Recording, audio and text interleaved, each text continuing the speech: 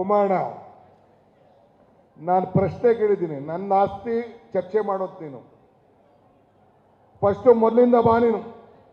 ಕುಮಾರಣ್ಣ, ಬಾಲಕೃಷ್ಣೇಗೌಡ ನಿನ್ನ ಸೋದರ ಅಲ್ಲವಾ?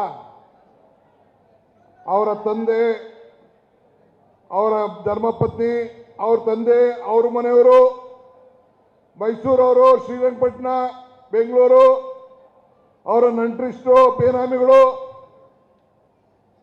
ಎಷ್ಟೆಷ್ಟು ಜಮೀನು ಅವರ ಹೆಸರಲ್ಲಿ ಆಗಿದೆ. ನಾಳೆ ರಾಮನಗರದಲ್ಲಿ ಅದಕ್ಕೆ ಉತ್ತರ ಕೊಡಬೇಕು. ಒಬ್ಬ ಸರ್ಕಾರಿ ನೌಕರ ಎಷ್ಟು ಸಾವಿರ ಕೋಟಿಗಿದ್ದಾರೆ,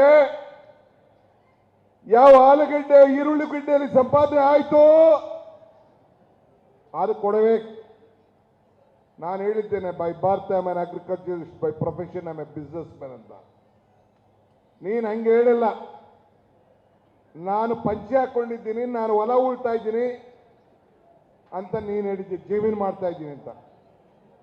ನೀನು ಮಣ್ಣಿನ ಮಗ ಅಂತ ಹೇಳ್ತಾ ಇದ್ದೆ. ನಿಮ್ಮ ತಂದೆ ಮಣ್ಣಿನ ಮಕ್ಕಳು ಇರ್ಬೋದು.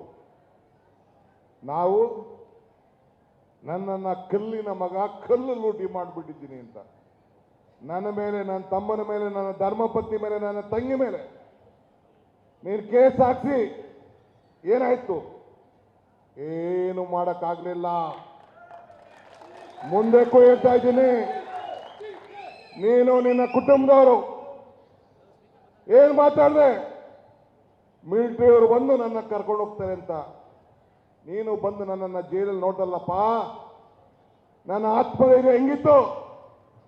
ನಾನು ಜೈಲಿಗೆ ಹೋದಂಥ ಕೇಸಲ್ಲಿ ನ್ಯಾಯಾಲಯ ಇವತ್ತು ಸುಪ್ರೀಂ ಕೋರ್ಟ್ ವಜಾ ಮಾಡಿದೆ. ಗೊತ್ತಿದ್ಯಾ ನಿನಗೆ?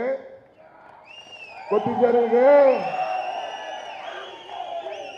ನನ್ನ ತಂಗಿ ಮೇಲೆ, ನನ್ನ ತಮ್ಮನ ಮೇಲೆ, ನನ್ನ ಹೆಂಡತಿ ಮೇಲೆ ಕೇಸ್ ಹಾಕದಲ್ಲ.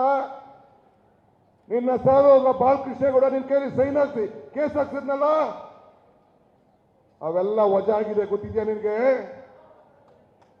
ಆದರೆ ನಿನ್ನ ಡಿನೋಟಿಫಿಕೇಶನ್ ಇನ್ನ ನಾನು ಚರ್ಚೆ ಮಾಡಿಲ್ಲ. ನಿನ್ನ ಮೈನಿಂಗ್ ಕೇಸಿನ ಚರ್ಚೆ ಮಾಡಿಲ್ಲ.